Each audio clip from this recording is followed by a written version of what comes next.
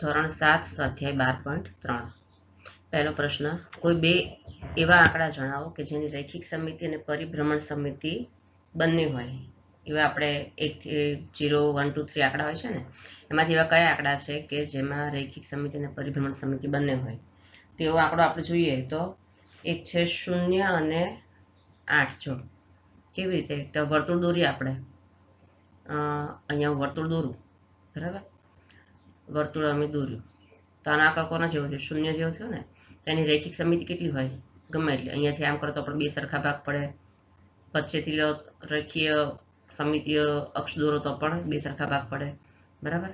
ત્રાસી લો અક્ષ કે પછી આ બાજુ ત્રાસી લો તો પણ એની રેખીય સમિતિ કેવી હોય? બે સરખા ભાગ પડે, બરાબર. વચ્ચે તમે અક્ષ દોરો તો અક્ષની બંને બાજુ મિરર ઇમેજ પડે, બંને ભાગ કેવા હોય? સરખા હોય. તો આ વર્તુળ છે એ કયો આંકડો થયો આપણો? જોઈએ તો 0 થયો ને. 0 જેવો શેપ છે એટલે પહેલો આંકડો કયો છે? પહેલો આંકડો કયો આવે?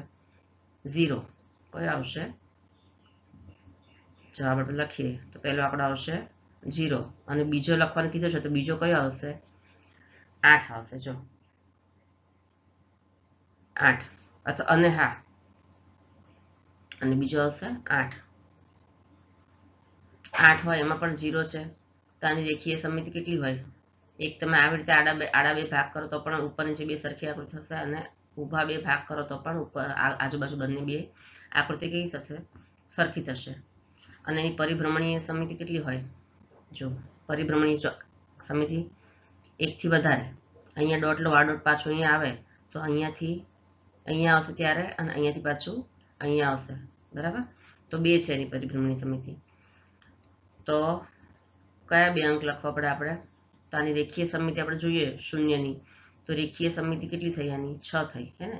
અને પરિભ્રમણીય સમિતિ એટલે ફરી અહીંયા દોરું કે પરિભ્રમણીય સમિતિ એટલે કોઈ અસંખ્ય થઈ એની. અહીંયાથી અહીંયા, અહીંયાથી અહીંયા, અહીંયાથી અહીંયા, ગમે એટલે તમે લઈ શકો, બરાબર. વર્તુળ છે એટલે ક્યાંથી શરૂ થાય ને ક્યાં પણ પૂરું થાય. તો એવા 2 અંક કયા છે? 0 અને 8. 0 અને 8 એ 2 એવા અંક છે કે જેની રૈખિક સમિતિ અને પરિભ્રમણ સમિતિ બંને છે. પછી નીચેના દરેકમાં બીજો પ્રશ્ન છે, નીચેના દરેકમાં શક્ય હોય તો કાચી આકૃતિ દોરવું. પહેલું છે 1 થી વધુ ક્રમની રૈખિક અને પરિભ્રમણીય સમિતિ હોય તેવો ત્રિકોણ. તેવો કયો ત્રિકોણ છે? 1 થી વધારે રૈખિક સમિતિ હોય એવો સમબાજુ ત્રિકોણ છે, હે ને. આપણે આગળ જોયું છે, આગળના ચેપ્ટરમાં, આગળ એક્સરસાઇઝ 12.1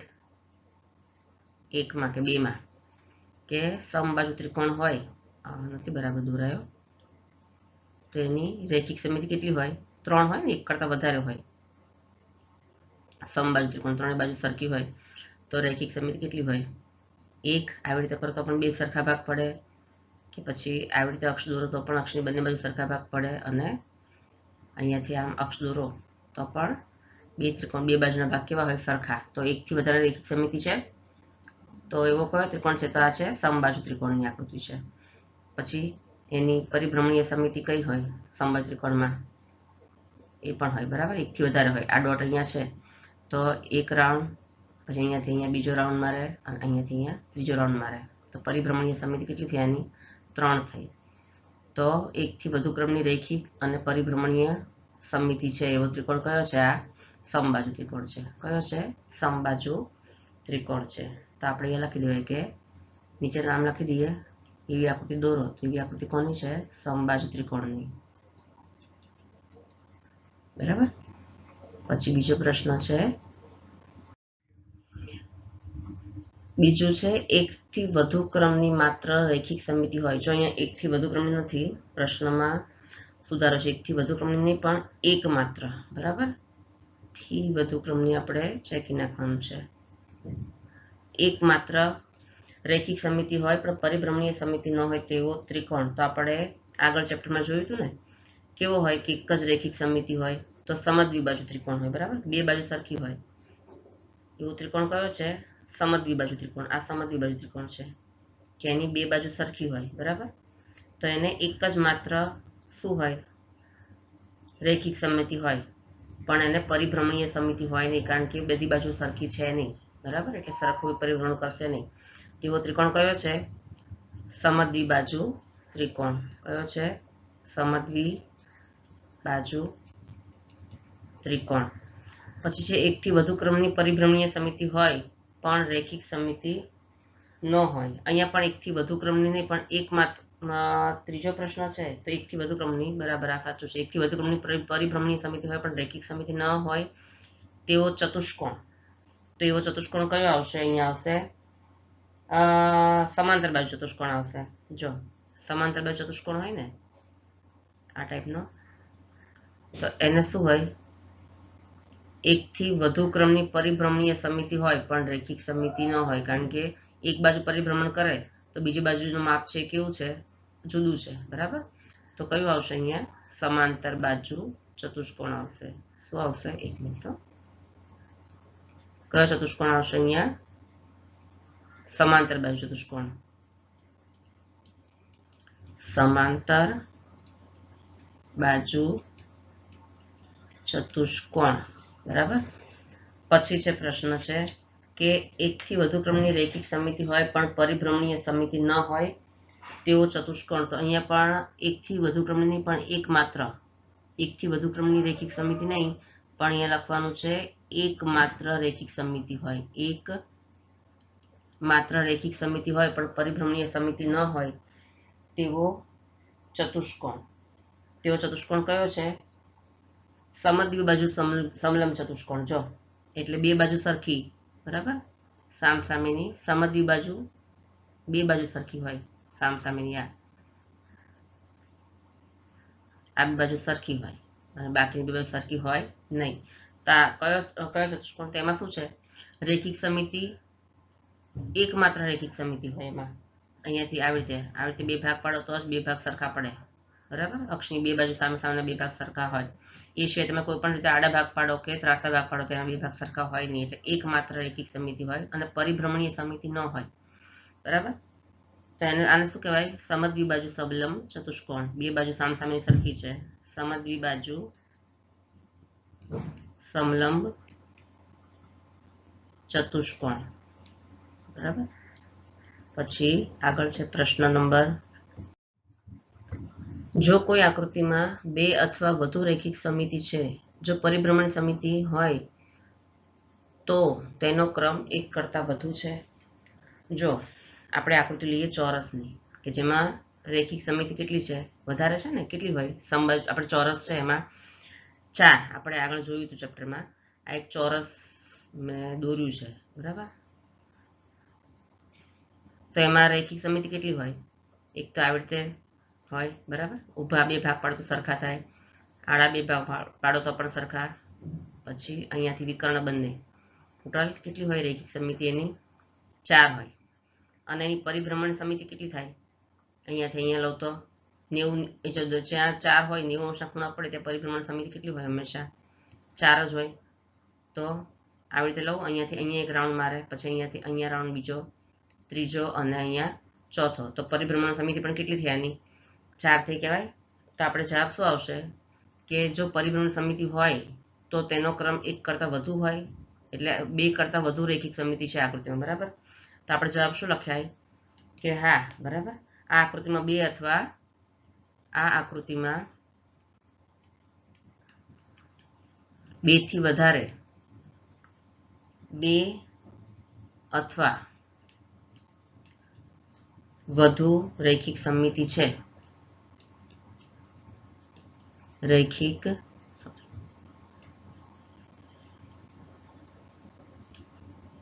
સમિતિ છે તો પરિભ્રમણ સમિતિ નો ક્રમ શું કહે છે? એક કરતાં વધુ છે. તો લખાય એક કરતાં વધુ છે અથવા વધુ હોય જ. રેખિક સમિતિ જો બે કરતાં વધુ હોય તો પરિભ્રમણ સમિતિ પણ એક કરતાં વધારે હોય જ. પ્રશ્ન નંબર 4, ખાલી જગ્યા પૂરો. જો ખાલી જગ્યા પૂરો એટલે કોષ્ટકમાં આપણે જે ખાલી કોષ્ટક છે એને આપણે ભરવાના છે. એમાં 4 ખાના છે. પહેલામાં છે આકાર, બીજો પરિભ્રમણ કેન્દ્ર, પછી છે પરિભ્રમણનો ક્રમ અને પરિભ્રમણ કોણ. તો આપણને આકાર આપેલો છે. પહેલો છે એમાં ચોરસ, બરાબર. કોષ્ટકની અંદર પહેલા બોક્સમાં આપેલું છે ચોરસ આકાર છે, તો એનું પરિભ્રમણ કેન્દ્ર કેટલું હોય? ચોરસ છે એનું પરિભ્રમણ કેન્દ્ર, અને કયું છે પરિભ્રમણનો ક્રમ કેટલો છે અને પરિભ્રમણનો કોણ કેટલો છે આપણે લખવાનું છે. તો ચોરસ હોય તો હું ચોરસ દોરું, બરાબર. અહીંયા આવી રીતે ચોરસ દોરું છું. તો એ ક્યાંથી પરિભ્રમણ પામે? કેન્દ્ર બિંદુએથી, બરાબર. વચ્ચેથી પકડીને આપણે અહીંયા ગોળ ફરે છે, તો પરિભ્રમણ કેન્દ્રનું કયું થયું? અહીંયાથી, બરાબર. આ બે વિકર્ણો પસાર થાય ત્યાં વચ્ચે કેન્દ્ર હોય છે એનું. તો અને બંને વિકર્ણો જે છેદે એકબીજાને, તો ત્યાં શું હોય છે? મધ્ય બિંદુ, કેન્દ્ર. તો પરિભ્રમણનું કેન્દ્ર કયું થયું? વિકર્ણોનું છેદ બિંદુ થયું, બરાબર. પરિભ્રમણનું કેન્દ્ર કયું થયું? અહીંયા વિકર્ણોનું છેદ બિંદુ. પછી પરિભ્રમણનો ક્રમ એટલે કેટલી વાર પરિભ્રમણ કરી શકે? તો ચોરસ હોય આપણે જોયું હતું કે એમાં કાટખૂણા પડે છે. એક બાજુ આવી રીતે હોય અને એક બાજુ આ રીતે, બરાબર. તો જે કાટખૂણા પડે મેં આગળ હમણાં જ કીધું કે કેટલી વાર પરિભ્રમણ કરી શકે? 4 વાર. તો અહીંયાથી અહીંયા એક વાર, બીજી વાર, ત્રીજી વાર અને ચોથી વાર. તો પરિભ્રમણનો ક્રમ કેટલો થાય? 4. અને 90 અંશના ખૂણા પડે છે, બરાબર. 90 અંશના ખૂણે ફરે છે 4 વાર. તો ત્યારે 360 પૂરું થાય છે. 4 વાર ફરે એટલે 360ના 4 ભાગ પડે ને. તો પરિભ્રમણ કોણ કેટલો કે લખવાનો આપણે? 90 અંશ લખવાનો, 90 અંશ. પછી છે લંબચોરસ. બીજો છે લંબચોરસ. તો લંબચોરસમાં આપણે જોઈએ પરિભ્રમણનું કેન્દ્ર. તો ચોરસ કે લંબચોરસ હોય એમાં પરિભ્રમણનું કેન્દ્ર હંમેશા શું આવશે? વિકર્ણનું છેદ બિંદુ જ આવશે, બરાબર. આપણે લંબચોરસ દોરીને સમજી લઈએ. અહીંયા લંબચોરસ છે આ, બરાબર. તો અહીંયા પણ આ બે વિકર્ણો જે એકબીજાને છેદે, તો આ છે પરિભ્રમણનું કેન્દ્ર કહેવાય. તો અહીંયા પણ આવશે પરિભ્રમણનું કેન્દ્ર કયું આવશે? વિકર્ણોનું છેદ બિંદુ. પછી પરિભ્રમણનો ક્રમ કયો આવશે? અહીંયા પરિભ્રમણનો ક્રમ કેટલો આવશે? આમાં બે બાજુ સામસામે બે બાજુ સરખી છે, એક આ બાજુ અને આ બાજુ, બરાબર. તો અહીંયા કાટખૂણો નહીં પડે, આ બે બાજુ સરખી છે ખાલી સામસામે. તો વિકર્ણ એકવાર ફરશે તો ઊભું થઈ જશે ને, એટલે આપણે શું કરવું પડશે? આખું રોટેટ કરવું પડશે અને 180 અંશના ખૂણે વાળવું પડશે, અહીંયાથી લઈને અહીંયા સુધી, બરાબર. આખું 180 અંશના ખૂણે વાળવું પડશે અને ત્યાંથી પછી ફરી એને અહીંયા લાવવું પડશે, એટલે 2 વાર ફરશે. તો પરિભ્રમણનો ક્રમ કેટલો થશે? 2 થશે. અને પરિભ્રમણ કોણ કેટલો થશે? 180 અંશ થશે. એના પછી છે સમબાજુ ચતુષ્કોણ. સમબાજુ ચતુષ્કોણ છે તો એમાં પણ શું આવશે? પરિભ્રમણ કેન્દ્ર તો વિકર્ણનું છેદ બિંદુ જ આવશે. જો આ સમબાજુ ચતુષ્કોણ અહીંયા દોરવું આવી રીતે, આ સમબાજુ ચતુષ્કોણ છે તો એમાં ફરી દોરું છું. સમબાજુ ચતુષ્કોણ મેં દોરું છું અહીંયા. તો એમાં પણ શું આવશે? વિકર્ણોનું છેદ બિંદુ જ આવશે, બરાબર. આ વિકર્ણોનું છેદ બિંદુ છે એ જ શું આવશે? પરિભ્રમણનું કેન્દ્ર. તો અહીંયા પણ આપણે શું લખશું? વિકર્ણોનું છેદ બિંદુ, વિકર્ણોનું છેદ બિંદુ. પછી આ પરિભ્રમણનો ક્રમ કેટલો આવશે? 2 જ આવશે, બરાબર. જો આ બે બાજુ કરો એટલે બે ત્રિકોણ પડે, એક અહીંયાથી અહીંયા ફરશે અને બીજું અહીંયાથી અહીંયા આવશે, બરાબર. એટલે પરિભ્રમણનો ક્રમ આવશે 2 આવશે, કારણ કે અહીંયા તમારે 2 જ તમે ભાગ પાડી શકો છો, અક્ષ દોરી શકો છો વિકર્ણોની જેમ. એમાં આડી કે ઊભી કે અક્ષ દોરો તો બે બાજુ જે છે મિરર ઇમેજ નહીં થાય સમબાજુ ચતુષ્કોણમાં, ખાલી ચોરસમાં જેવું બનશે. એટલે 2 જ અક્ષ દોરી શકો છો, અને 2 અક્ષ હોય એટલે પરિભ્રમણનો ક્રમ આવશે 2. અને 2 ક્રમ હોય એટલે કેટલા હોય? પરિભ્રમણનો ક્રમ 2 હોય એટલે પરિભ્રમણ કોણ હંમેશા કેટલા હોય? 180 હોય, બરાબર. કારણ કે 180 + 180 કરીએ તો 360 થાય. એટલે 2 પરિભ્રમણનો ક્રમ હોય એટલે પરિભ્રમણ કોણ કેટલો હોય? 180. પછી છે સમબાજુ ત્રિકોણ. તો સમબાજુ ત્રિકોણમાં કયું હોય પરિભ્રમણ કેન્દ્ર? આ સમબાજુ ત્રિકોણ છે તો એમાં પરિભ્રમણનું કેન્દ્ર કયું હોય? મધ્યગાળાનું છેદ બિંદુ. પહેલું, બીજું અને ત્રીજું અને એનું આ છેદ બિંદુ છે એ ત્રણેય જ્યાં છેદે તો એ શું કહેવાય? પરિભ્રમણ કેન્દ્ર. તો આપણે લખશું મધ્યગાઓનું છેદ બિંદુ છે, છેદ બિંદુ, બરાબર. પછી પરિભ્રમણનો ક્રમ કેટલો થશે? અહીંયા આ પોઈન્ટને ફરી અહીંયા લાવવા માટે એકવાર, બીજી વાર અને ત્રીજી વાર. તો પરિભ્રમણનો કોણ થશે? ક્રમ 3 થશે. હવે 3 છે એટલા માટે પરિભ્રમણ કોણ કેટલો થશે? અહીંયાથી અહીંયા કરો, આ ત્રણેયના કેટલા અંશના ખૂણા થયા ત્રણેય વચ્ચે? 120 120 થયા ને? અથવા તો 360 ના 3 ભાગ કરો તો પણ 120 થાય. તો કેટલો આવશે પરિભ્રમણ કોણ? 120 અંશ આવશે. પછી છે નિયમિત ષટકોણ. તો નિયમિત ષટકોણ એમાં પણ શું આવશે? વિકર્ણનું છેદ બિંદુ. જો આપણે ષટકોણ આગળ જોયું તો, બરાબર, 1 2 3 4 5 6, બરાબર. તો ષટકોણ 6 બાજુ આપણે જોઈ હતી 1 2 3 4 5 અને 6. 3 ખૂણા 3 બાજુમાંથી પસાર થાય છે, મેં રાડી દોરાઈ છે. પણ તો એમાં પણ શું આવશે? વચ્ચે મધ્ય બિંદુ જે છેદ બિંદુ એ, તો અહીંયા પણ આવશે નિયમિત ષટકોણમાં પરિભ્રમણ કેન્દ્ર આવશે, વિકર્ણોનું છેદ બિંદુ, બરાબર. તો અહીંયા આવશે વિકર્ણોનું છેદ બિંદુ.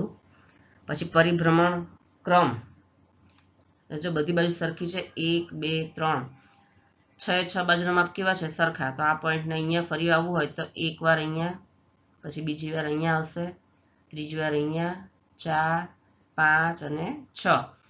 તો પરિભ્રમણનો ક્રમ જેટલી બાજુ હોય એટલો ક્રમ આવશે, 6 આવશે.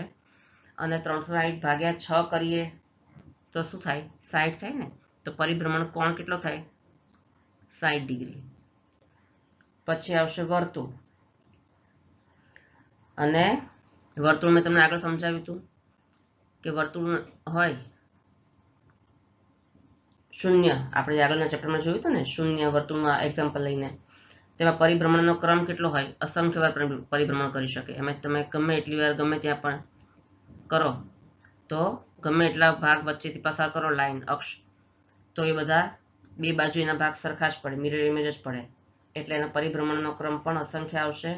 અને પરિભ્રમણનો કોણ એટલે કોઈ પણ જગ્યાએ દરેક ખૂણો છે એ દરેક ખૂણો જો ગમે એટલા ભાગ પાડો એ દરેક ખૂણામાં શું હોય? એ પરિભ્રમણ કોણ પડે છે, બરાબર. તો વર્તુળમાં શું આવશે?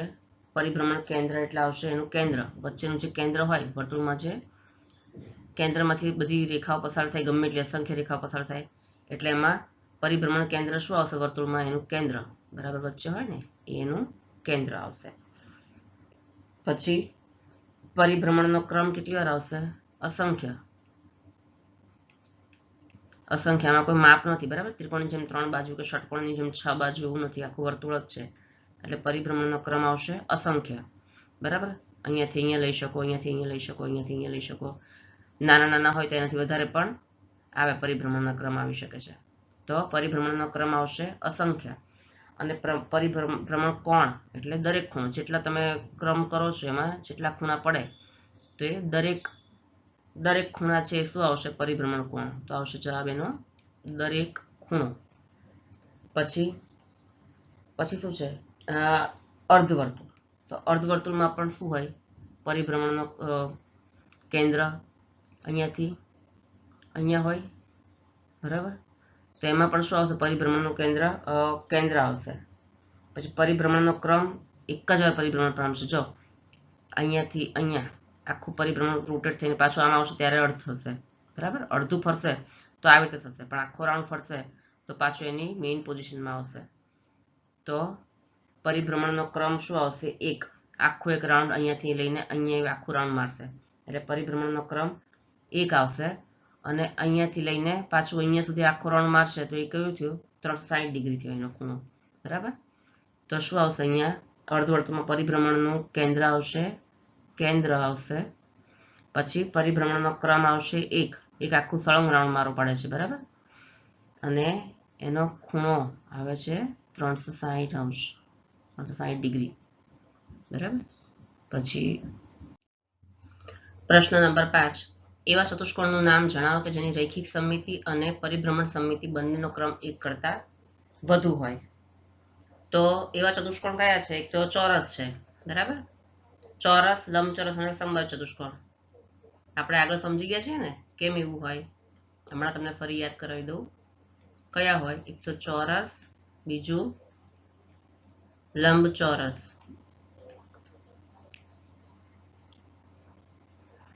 અને બીજું સમબાજુ ચતુષ્કોણ.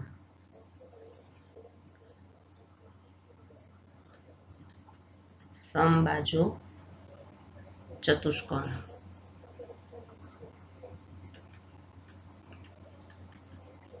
બરાબર. ચોરસ આપણે પહેલેથી શીખતા આવીએ છીએ, બરાબર. ચોરસ છે તેની રૈખિક સમમિતિ 4 હોય, પરિભ્રમણ સમમિતિ કેટલી હોય? 90° ખૂણો છે એટલે એ પણ 4 હોય. પછી લંબચોરસ હોય તો એની રૈખિક સમમિતિ 2 હોય, બરાબર. અને પરિભ્રમણ સમમિતિ પણ 2 હોય. આપણે આગળ બધું શીખી ગયા છીએ. તો ચોરસ, લંબચોરસ અને સમબાહુ ચતુષ્કોણ. પછી છઠ્ઠો પ્રશ્ન છે, કેન્દ્રથી 60° ફર્યા પછી આકૃતિને તેની મૂળ સ્થિતિના જેવી જ દેખાય છે, બીજા કયા ખૂણા માટે આવું થશે? જો કેન્દ્રથી 60° ફરો તો આકૃતિને મૂળ સ્વરૂપ જેવી જ દેખાય. આપણે ધારો કે ષટકોણનું ઉદાહરણ લઈએ, નિયમિત ષટકોણ. તેમાં કેટલા 6 ખૂણા હોય ને, 2, 3, પછી 1, 2 અને 3. તો કેન્દ્રથી 60 અહીંયાથી અહીંયા ફરે, અહીંયાથી અહીંયા ફરે, 60° અહીંયા કેન્દ્ર છે, બરાબર. ત્યાંથી ફરે, આમ ગોળ ફરે તો અહીંયાથી અહીંયા ફરે તો પણ ધારો કે આમથી આમ ફરે તો એની મૂળ સ્થિતિ, એનો આકાર તો શેપ તો એવો જ લાગે, ષટકોણ જેવો જ લાગે ને. તો આ ખૂણો ઉપર આવશે, બરાબર. પણ એનો દેખાવ તો સરખો જ લાગશે. કે પછી આમ ફરે તો પણ એનો દેખાવ છે એ સરખો જ લાગશે. તો એવા બીજા કયા ખૂણા માટે આવું શક્ય છે? 60° ફરે તો એનો દેખાવ એવો જ લાગે, તો એવા બીજા કયા ખૂણા છે? તો આપણે લખવાનું કે આકૃતિને કેન્દ્રથી 60ના ખૂણે ફેરવતા આકૃતિ મૂળ સ્થિતિના જેવી જો દેખાય તો આ જ આકૃતિ એને બીજા કયા ખૂણાએ ફેરવાય? તો આપણે 6 નો ઘોડી બોલવાનો, 6 દુ 12, 6 તરી 18. તો બીજા કયા ખૂણા છે? 120, 6 દુ 12 છે ને, તો 120° નો ખૂણો, પછી 6 તરી 18 અને 180° નો ખૂણો, પછી 6 ચોક 24, 240° નો ખૂણો, 6 પંચા 30 અને 0 લગાડી દેવાનો પાછળ, બરાબર. 300° નો ખૂણો અને 6 છક 36 અને પાછળ 0, તો 360° નો ખૂણો. આટલા ખૂણા છે બીજા, બરાબર. બીજા કયા ખૂણા માટે આવું થશે? તો આટલા ખૂણે ફરે તો આકૃતિના શેપમાં કઈ એના આકારમાં મૂળ સ્થિતિ જેવી જ દેખાય. આટલા અંશના ખૂણે ફરે તો પણ 6 નું ટેબલ બોલી જવાનું અને પાછળ શીને લગાડી દેવાનું. પછી છે 7મો પ્રશ્ન, નીચે આપેલા ખૂણાઓ માટે શું આપણે એક કરતા વધુ ક્રમની પરિભ્રમણીય સમમિતિ મેળવી શકીએ? 45 અને 17.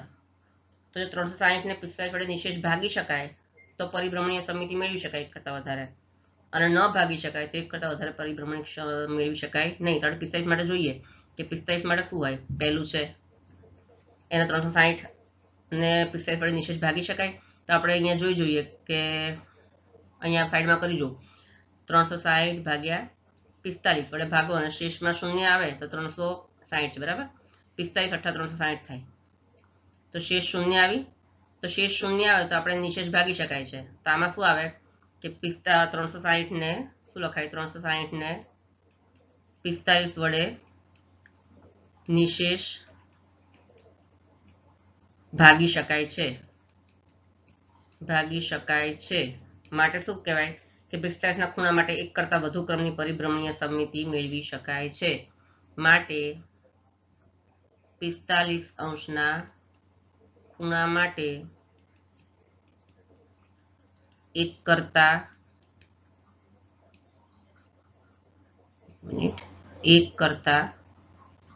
વધુ પરિભ્રમણીય સમમિતિ મેળવી શકાય છે, બરાબર. એવી રીતે બીજું કયું છે? 17°, 17° ના ખૂણે, બરાબર.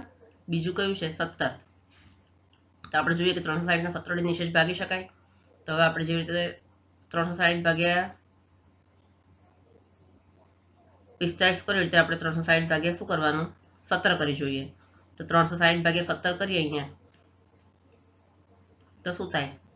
17 × 17, 17 દુ 34, તો અહીંયા બે વચ્ચે ઉપરથી તરી શૂન્ય, 17 એકા 17, 17 એકા 17, તો 3 બચશે નીચે, તો શેષ 0 થી 3 છે, તો 360 ને 17 નિશેષ ભાગી શકાય નહીં, બરાબર. તો એના માટે 360 ને 17 વડે નિશેષ ભાગી ન શકાય. માટે શું કહેવાય? માટે આપણે શું કહેવાય કે 17ના ખૂણા માટે એક કરતાં વધુ ક્રમની પરિભ્રમણીય સમિતિ મેળવી શકાય નહીં. માટે 17ના ખૂણા માટે એક કરતાં વધુ પરિભ્રમણીય સમિતિ ન મેળવી શકાય, બરાબર. 45 માટે મેળવી શકાય અને 17 માટે ન મેળવી શકાય. તો અહીંયા આપણી આ એક્સરસાઇઝ પણ પૂરી થાય છે, આપણું આ ચેપ્ટર પૂરું થાય છે.